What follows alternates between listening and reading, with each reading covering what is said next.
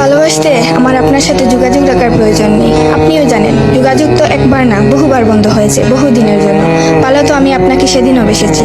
থাক না যোগাযোগ বন্ধ, থাক না কিছু কথা আল্লাহ জানুক, কিছুটা কি বোঝ জানুক, বাকিটা আমি। আর আমার নির্ঘুম রাতের মাঝে সীমাবদ্ধ থাকুক।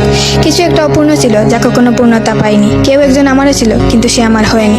তারপর যাকে বহুবার দেখার পরেও মন ভরে নাই, তাকে আজ বহুদিন দেখি না। তোমাকে আজও পুরোপুরি ভুলে ওঠা হয়নি। তুমি আছো, তুমি রয়ে গেছো। তুমি আমায় ভালোবাসোনি, এটা তোমার ভুল ছিল না। তোমার জায়গা থেকে তুমি সঠিক ছিলে। ভুল ছিল আমার। কেন জানো? বিনা অনুমতিতে তোমাকে ভালোবেসেছি। তোমাকে না জানিয়ে সহস্রাধিক স্বপ্ন বুনেছি।